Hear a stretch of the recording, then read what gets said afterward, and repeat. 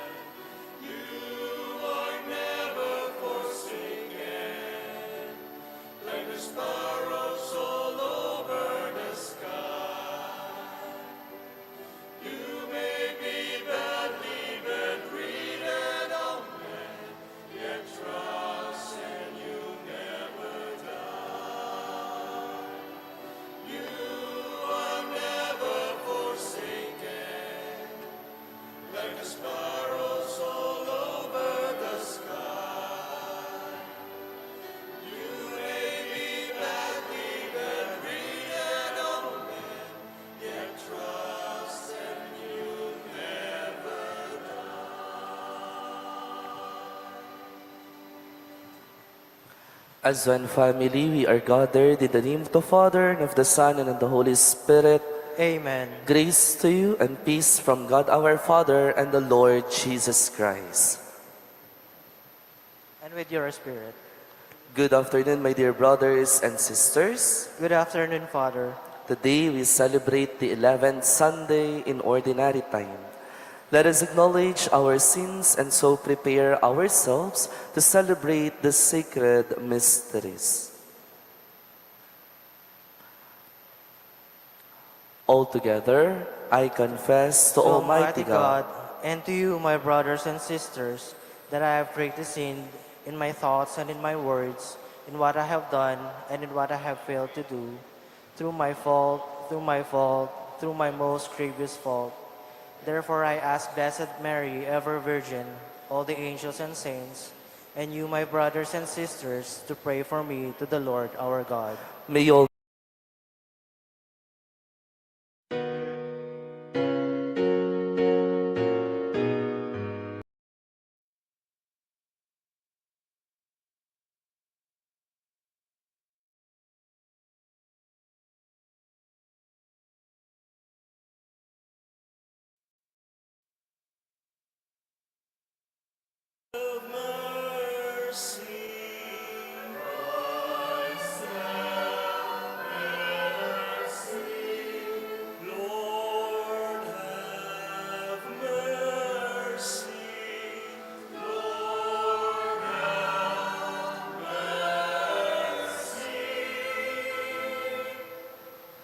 Gloria in excelsis Deo.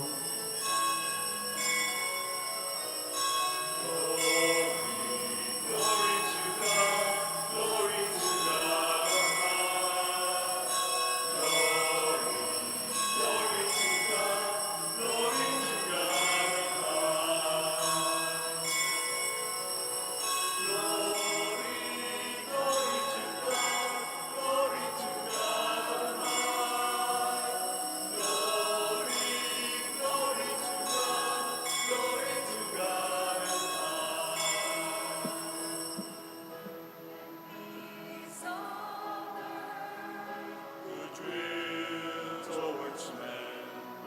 We worship you, we give you thanks, we praise you for your glory. We worship you, we give you thanks, we praise you for your glory. Glory, glory to God, glory to God on high. Glory, glory to God, glory to God on high. Glory, glory to God, glory to God on high. Glory, glory to God, glory to God on high. Glory to God on high.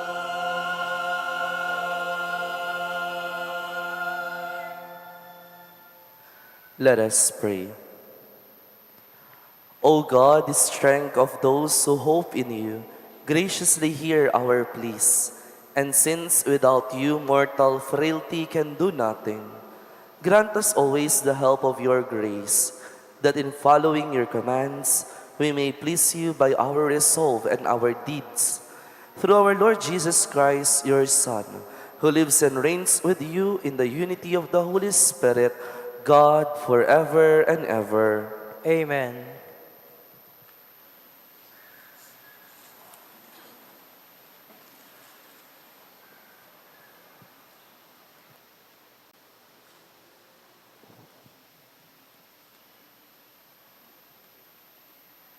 A reading from the book of Exodus.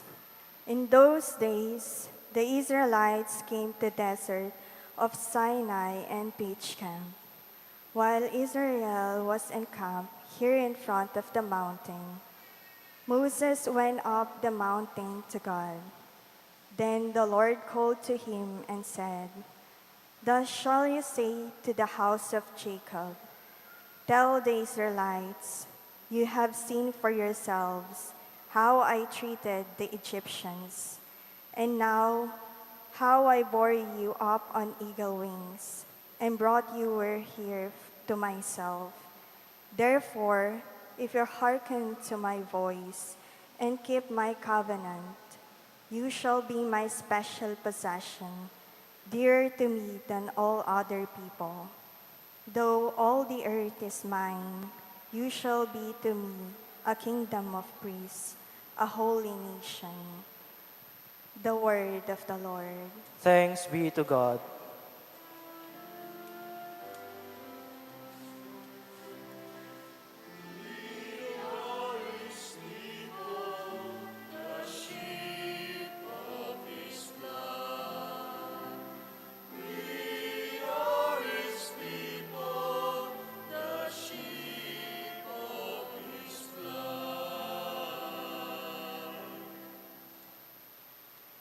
Sing joyfully to the Lord, all you lands. Serve the Lord with gladness. Come before him with joyful song.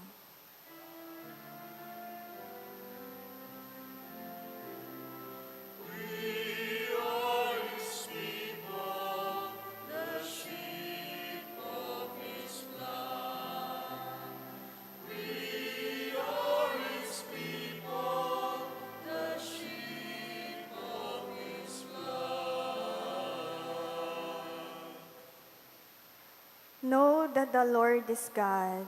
He made us. His we are, his people, the flock he tends.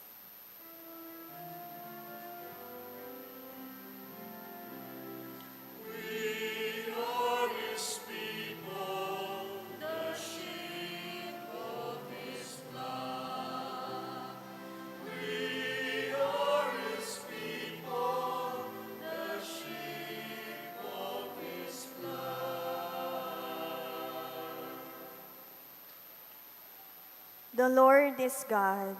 His kindness endures forever, and his faithfulness to all generations.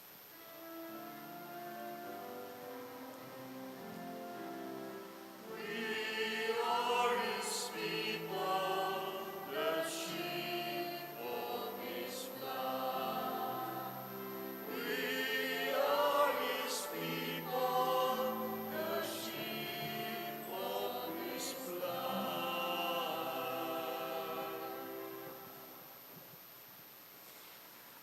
A reading from the letter of St. Paul to the Romans. Brothers and sisters, Christ, while we were still helpless, yet died at the appointed time for the ungodly. Indeed, only with difficulty does one die for a just person, though perhaps for a good person, one might even find courage to die. But God proves his love for us, in that, while we were still sinners, Christ died for us. How much more then, since we are now justified by his blood, will we be saved through him from the wrath? Indeed, if, while we were enemies, we were reconciled to God through the death of his Son, how much more, once reconciled, will we be saved by his life? Not only that, but we also boast of God through our Lord Jesus Christ, through whom we have now received reconciliation. The word of the Lord. Thanks be to God. Please rise and honor the Holy Gospel.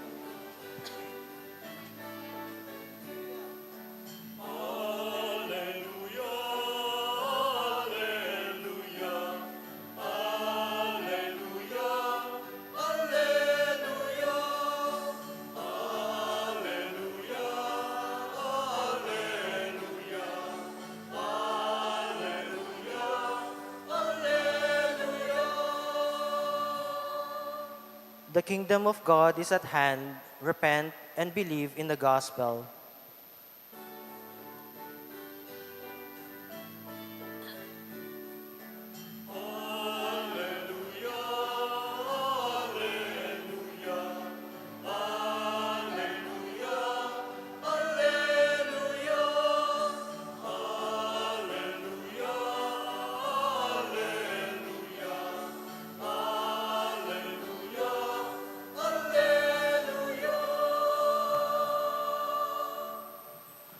The Lord be with you.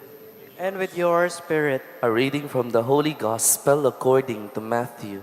glory to you, O Lord.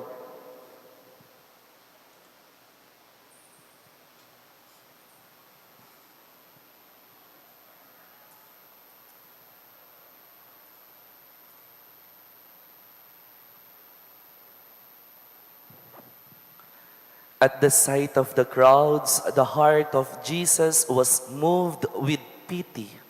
They were lying prostrate from exhaustion, like sheep without a shepherd. He said to his disciples, "The harvest is good, but laborers are scarce. Beg the harvest master to send out laborers to gather his harvest." Then he summoned his 12 disciples and gave them authority to expel unclean spirits and cure sickness and disease of every kind. The names of the 12 apostles are these. First, Simon, now known as Peter, and his brother Andrew, James, Zebedee's son, and his brother John, Philip and Bartholomew, Thomas and Matthew, the tax collector, James, son of Alphaeus and Thaddeus, Simon the Zealot, party member, and Judas Iscariot, who betrayed him.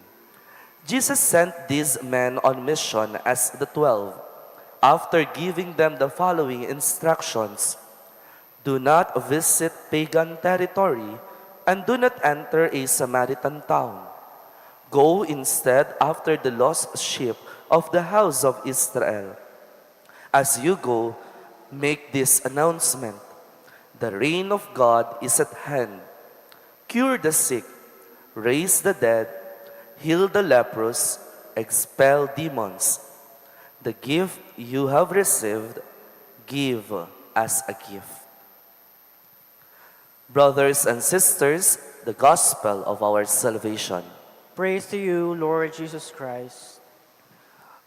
Once again, good evening po sa inyong lahat. Good evening po, Among. Happy Sunday! Ay, rugo, kalungkot da. Ulitin po natin, Happy Sunday! Palakpakan po natin ang Panginoon. Pakigreet po natin yung mga katabi natin ng Happy Sunday. Mayroon pong isang kasabihan sa English, sabi niya, people may not remember what you said, but they will always remember how you made them feel. One of the greatest qualities of Jesus in every gospel is His compassion. Hindi lamang niya nakikita ang mga tao, kundi nararamdaman niya ang mga kanilang paghihirap. Hindi lamang siya tumitingin sa kanila, kundi naaantig siya sa kanilang mga kalagayan. In our gospel for today, we heard na kung papaano nahabag ang Panginoon sa mga taong nakita niya at sa mga tao na nasa paligid niya. Sinabi ng Ebanghelyo sa atin, at the sight of the crowd, Jesus' heart was moved with pity for them because they were troubled and abandoned like sheep without a shepherd. Para silang mga tupa na walang pastol. Makikita po natin dito kung anong puso mayroon si Jesus sa mga tao, na kung saan ang puso ni Jesus ay may isang pusong marunong mahabag sa iba. At mula sa habag na ito, ay isinugo niya ang kanyang mga alagad upang magpatuloy sa kanyang misyon. During the time of Jesus, if we will try to go back to the history, maraming tao ang naghihirap. May sakit, mahirap, naliligaw sa pananampalataya, and so on and so forth. Kaya't inilarawan sila ni Jesus bilang mga tupa na walang pastol. Ang larawan ng tupa na walang pastol ay nangangahulugan ng mga taong walang gumagabay sa kanila. Walang nag-aaruga at madaling mapahamak. That is why sa atin din pong ebanghelyo, nabanggit din ni Jesus sa kanyang mga alagad, the harvest is abundant, but the laborers are few. Marami ang nangangailangan ng pag-ibig ng Diyos, ngunit kakaunti ang handang maglingkod. Pagkatapos ito, tinawag niya 12 apostol at binigyan sila ng kapangyarihan upang magpagaling, magpalayas ng demonyo at ipahayag ang mabuting balita. At ang kanilang misyon ay nakita natin na lahat bunga ng habag ng Diyos. My dear brothers and sisters in the Lord, perhaps you may ask now, ano po kaya ang naisipahatid sa atin ng Panginoon sa linggong ito? Number 1, ang paalala sa atin ng Panginoon. Hindi sapat na sa ating mga kapwa, tayo ay naaawa lamang. Kailangan, sa awa na ating nararamdaman at nararanasan sa kanila, mayroon tayong pagkilos na ginagawa. Amen. O, pakitignan po yung mga katabi niyong inaantok. Niya po, pakisabi sa kanila, maawa ka naman. Hindi sapat na maawa lamang. Ang awa ni Jesus ay hindi nanatili sa damdamin lamang. Ito ay nagkaroon ng pagkilos. Sa atin pong kasalukuyang panahon, marami tayong nakikitang mga taong nangangailangan, mga taong nalulungkot, nag-iisa, may problema sa pamilya, may sakit, o nawawalan ng pag-asa sa buhay. Madalas, ang pakiramdam natin, naaawa tayo sa kanila. Ngunit ang tanong, hanggang doon na lamang ba ang pwede nating gawin? Dahil kung ang atin pong nararamdaman ay hanggang awa lamang, ibig sabihin, nandito pa lamang tayo sa ating sarili.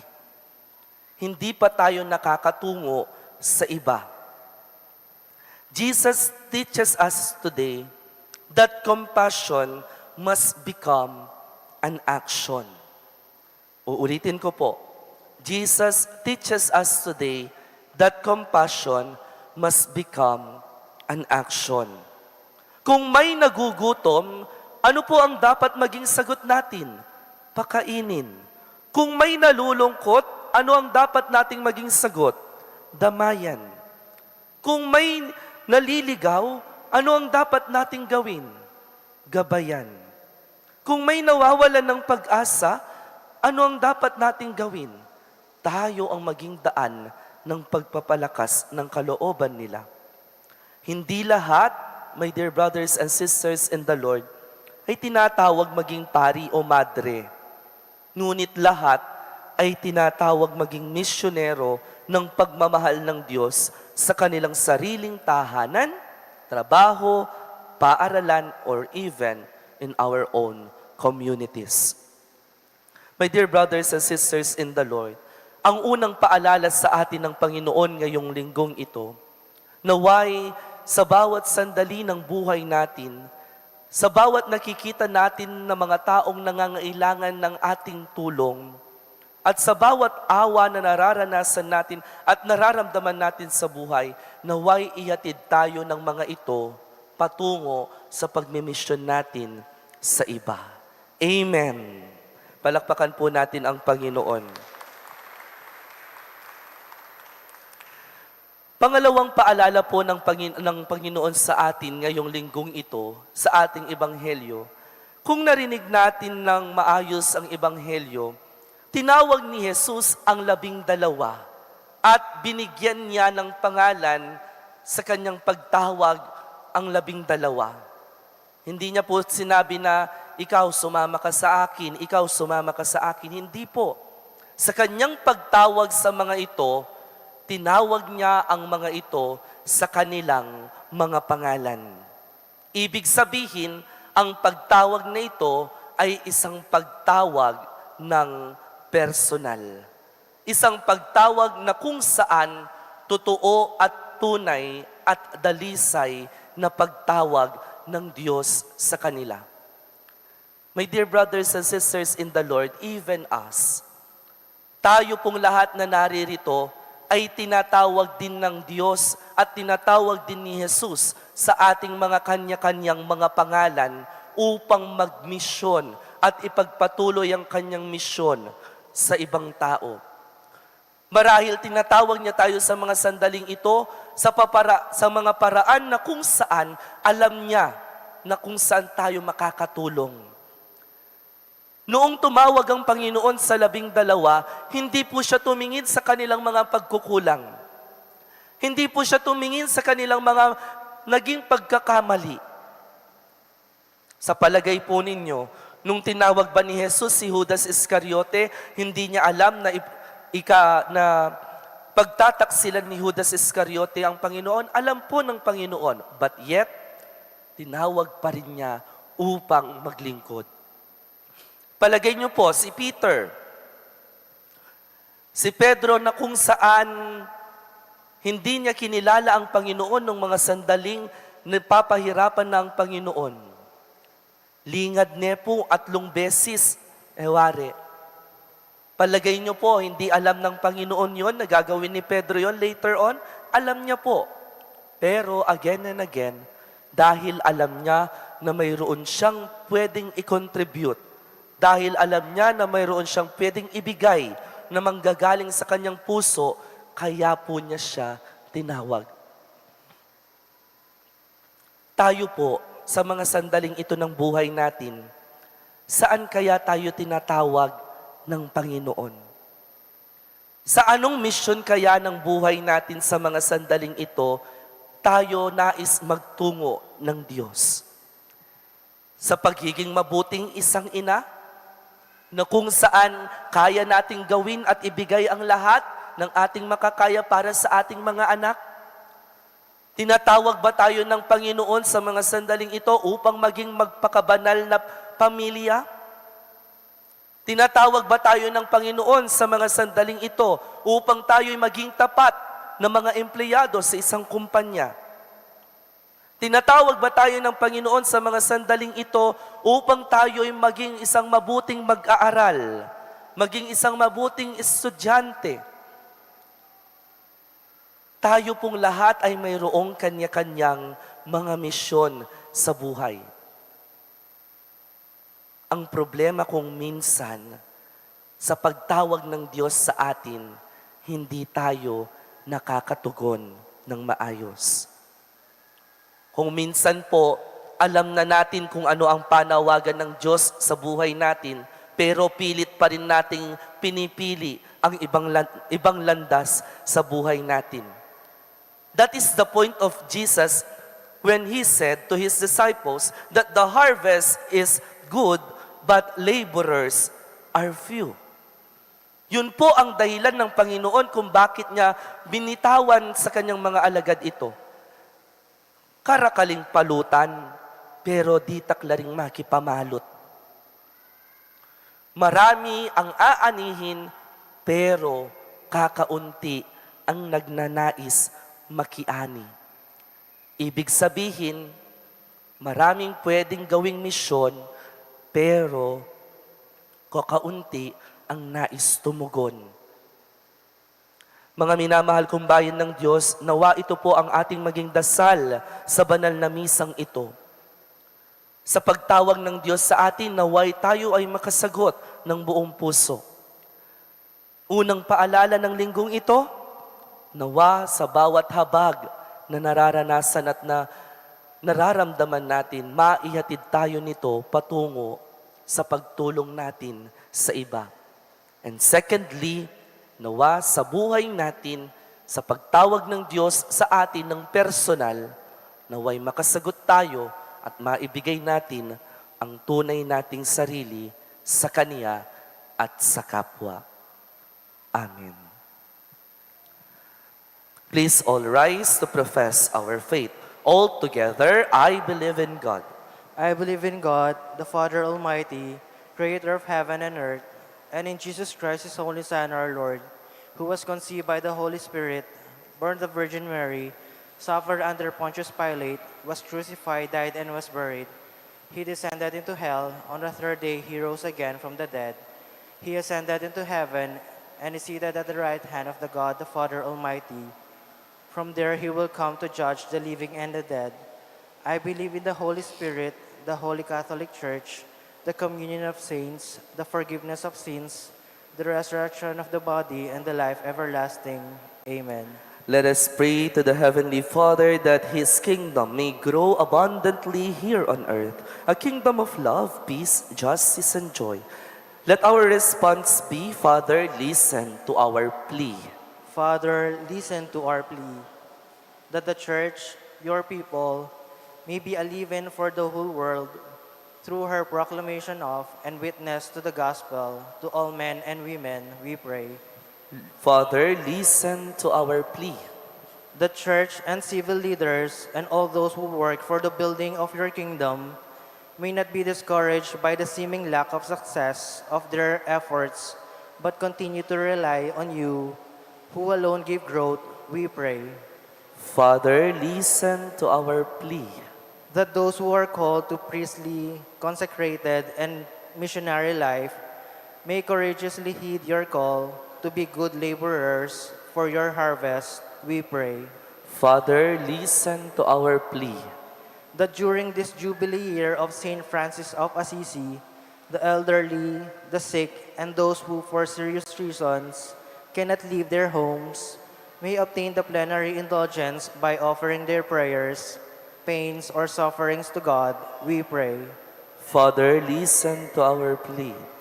That you may welcome and embrace our beloved dead, and they enter to our eternal communion, we pray. Father, listen to our plea. Let us pray for the urgent concerns of our community, those who are asking for our prayers and our personal intentions. We pray. Father, listen to our plea. Father, in your great love, you taught us the value of selfless love and service. Listen to our plea as we leave you our petitions for a peaceful, joyful, and loving community. Through Christ our Lord. Amen.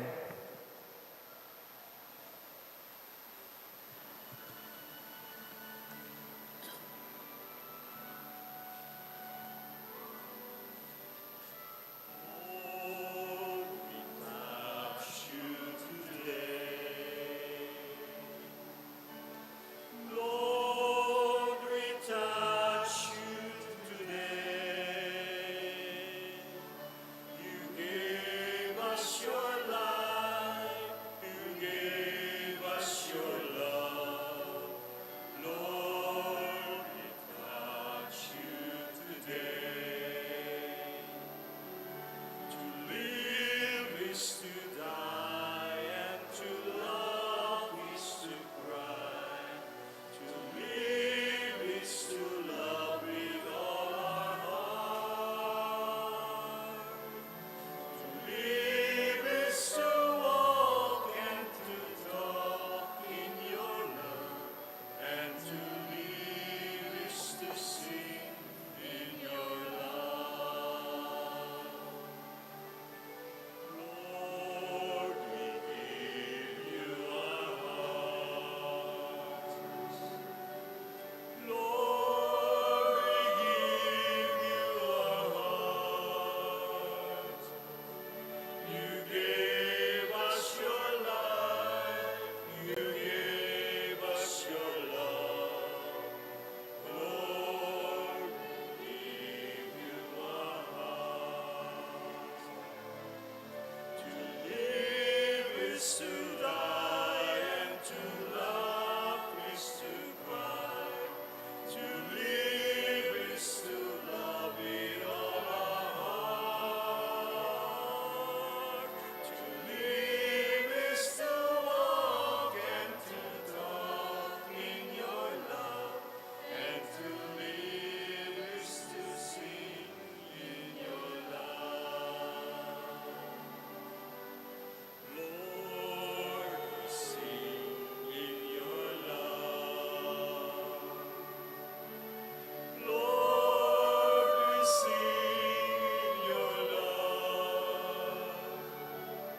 We share in your life. We share in your love.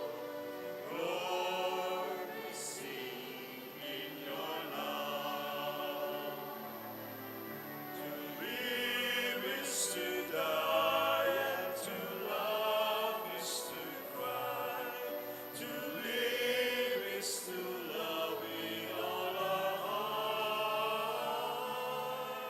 To live is to walk and to talk in your love, and to live is to sing in your love.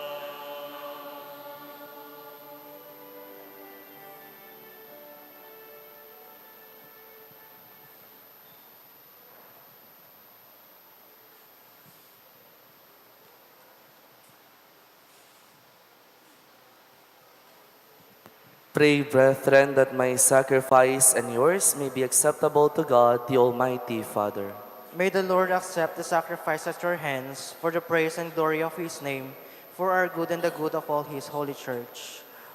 O God, who in the offerings presented here provide for the twofold needs of human nature, nourishing us with food and renewing us with your sacrament, grant, we pray, that the sustenance they provide may not fail us in body or in spirit, through Christ our Lord. Amen. The Lord be with you. And with your spirit, Lift up your hearts. we lift them up to the Lord. Let us give thanks to the Lord our God. It is right and just.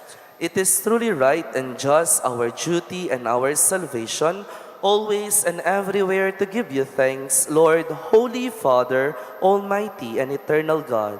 For we know it belongs to your boundless glory that you came to the aid of mortal beings with your divinity, and even fashioned for us a remedy out of mortality itself, that the cause of our downfall might become the means of our salvation through Christ our Lord. Through him, the host of angels adores your majesty and rejoices in your presence forever. May our voices, we pray, join with theirs in one chorus of exultant praise as we acclaim.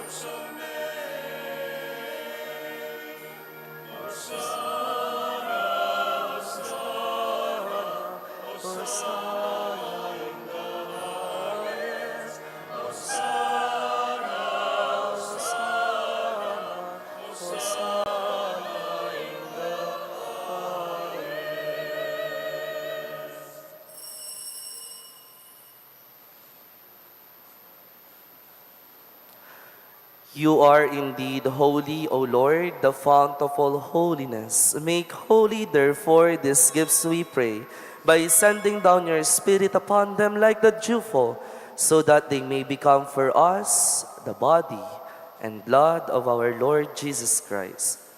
At the time he was betrayed and entered willingly into his passion, he took bread, and giving thanks broke it, and gave it to his disciples, saying, "Take this, all of you, and eat of it, for this is my body, which will be given up for you."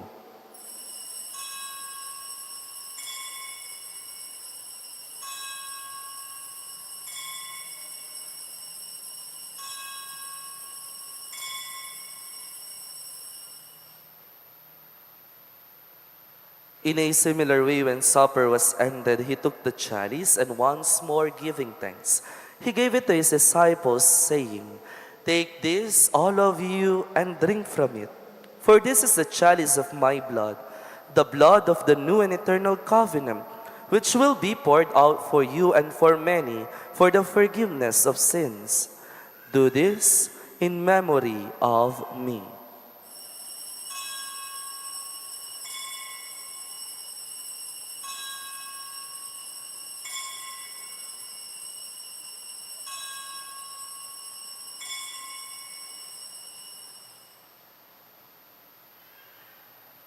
Great is the mystery of faith. When we eat this bread and drink this cup, we proclaim your death, O Lord, until you come again. When we eat this bread and drink this cup, we proclaim your death, O Lord, until you come again. Therefore, as we celebrate the memorial of his death and resurrection, we offer you, Lord, the bread of life and the chalice of salvation, giving thanks that you have held us worthy to be in your presence and minister to you. Humbly we pray that partaking of the body and blood of Christ, we may be gathered into one by the Holy Spirit. Remember, Lord, your church is spread throughout the world, and bring her to the fullness of charity, together with Leo the 14th, our Pope, and Florentino, our Archbishop, Paciano, our Archbishop Emeritus, and all the clergy. Remember also our brothers and sisters who have fallen asleep in the hope of the resurrection, and all who have died in your mercy. Welcome them into the light of your face. Have mercy on us all, we pray, that with the Blessed Virgin Mary, Mother of God, with blessed Joseph, her spouse, with the blessed apostles, and all the saints who have pleased you throughout the ages, we may merit to be co-heirs to eternal life, and may praise and glorify you through your Son, Jesus Christ. Through him, with him, and in him, in the unity of the Holy Spirit, all glory and honor is yours, Almighty Father, forever and ever.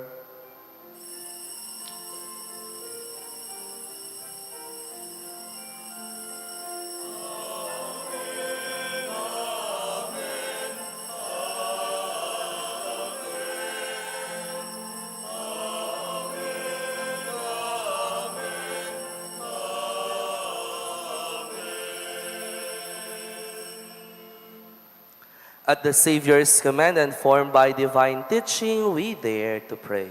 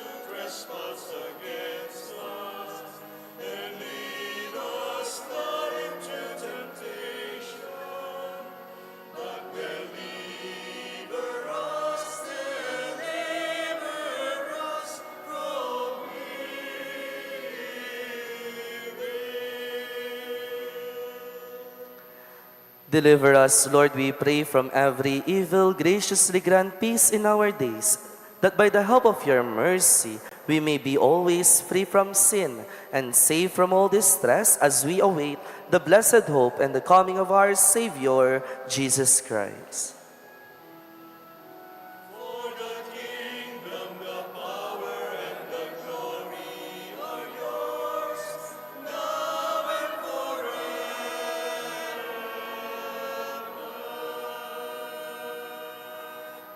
Lord Jesus Christ said to your apostles, "Peace I leave you, my peace I give you. Look not on our sins, but on the faith of your church, and graciously grant her peace and unity in accordance with your will, who live and reign forever and ever." Amen. The peace of the Lord be with you always. And with your spirit. As one family of God, let us offer each other the sign of peace. Peace be with you po sa inyong lahat.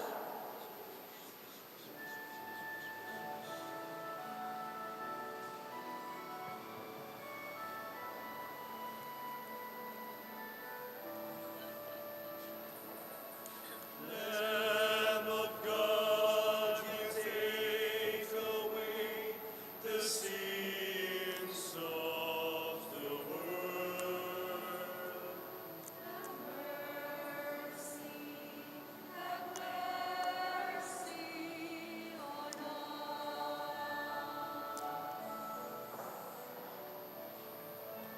Lamb of God, you take away the sins of the world.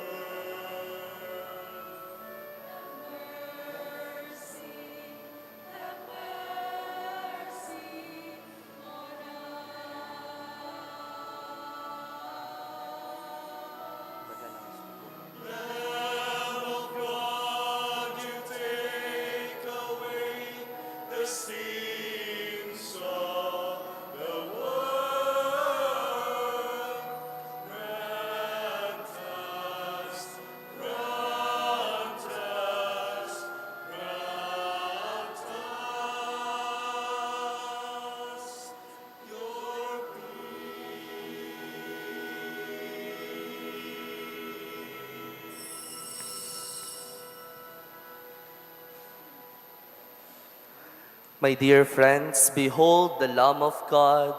Behold him who takes away the sins of the world. Blessed are those called to the supper of the Lamb. Lord, I am not worthy that you should enter under my roof, but only say the word, and my soul shall be healed.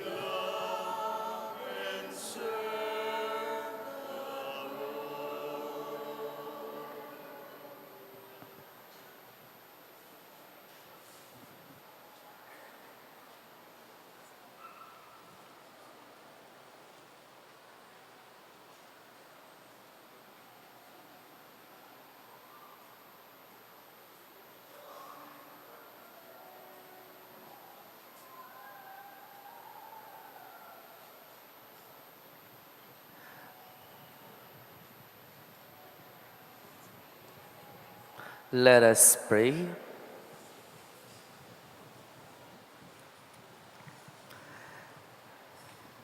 As this reception of your Holy Communion, O Lord, foreshadows the union of the faithful in you, so may it bring about unity in your church.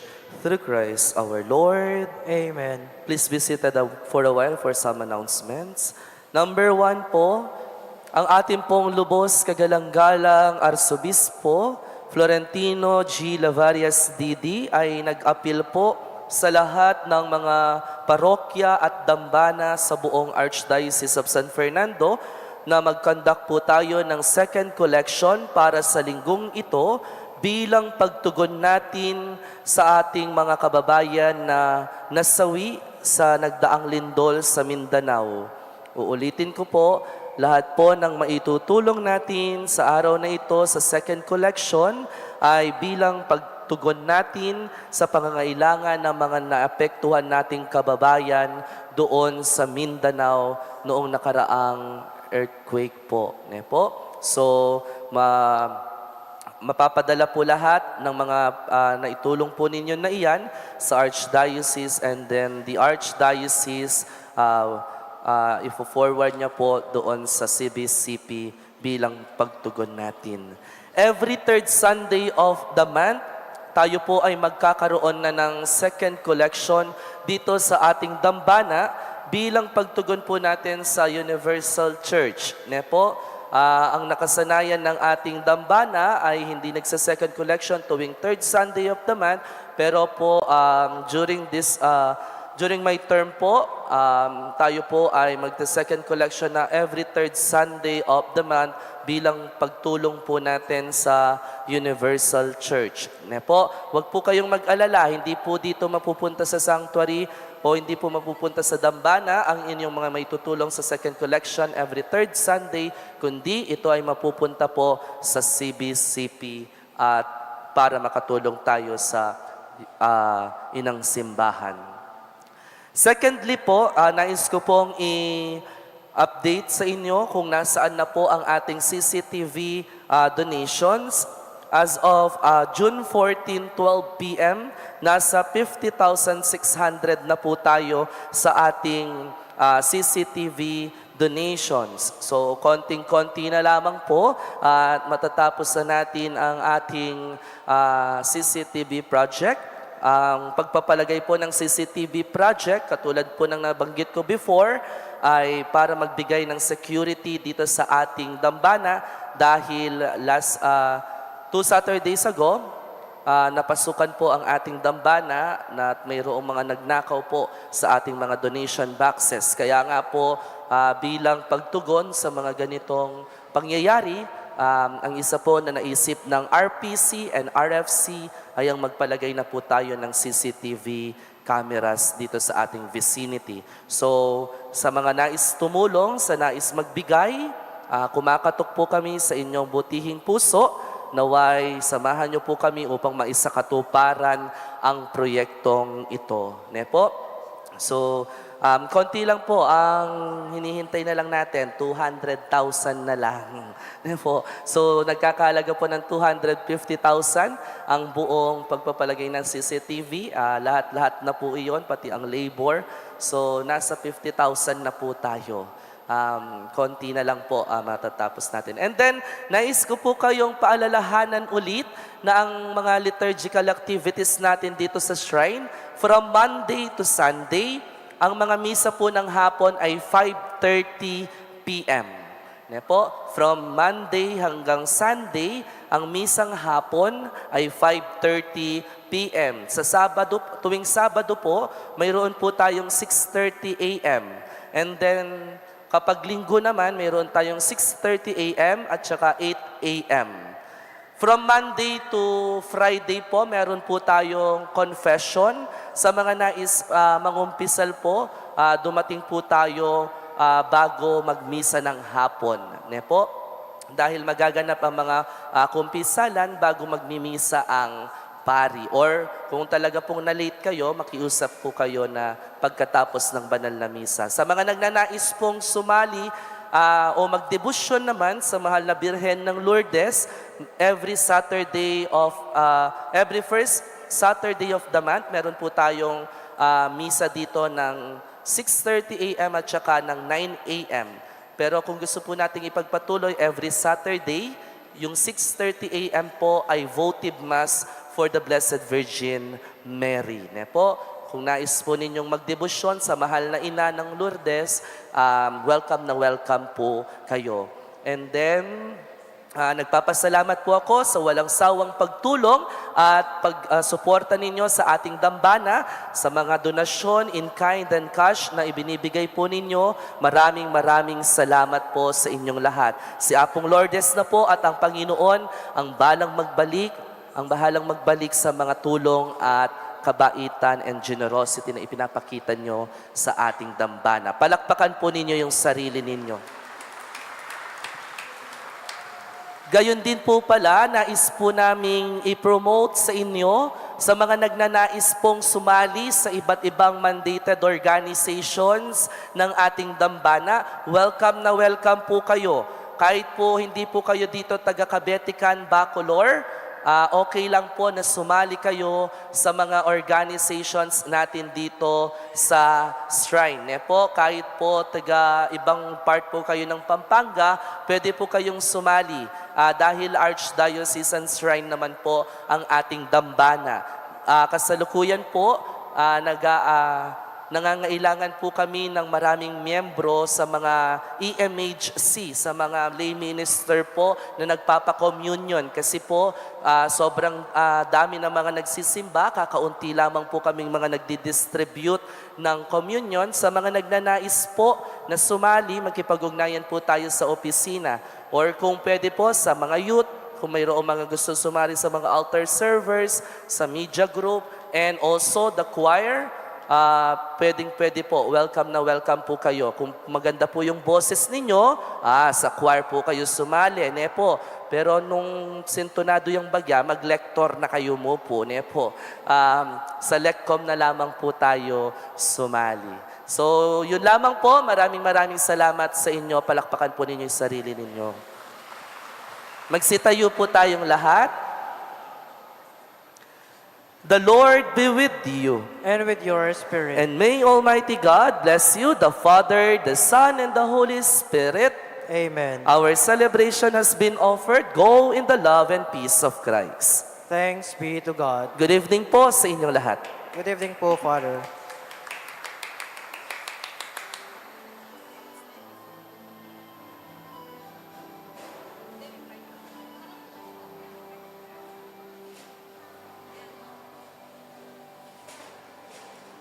Like a shepherd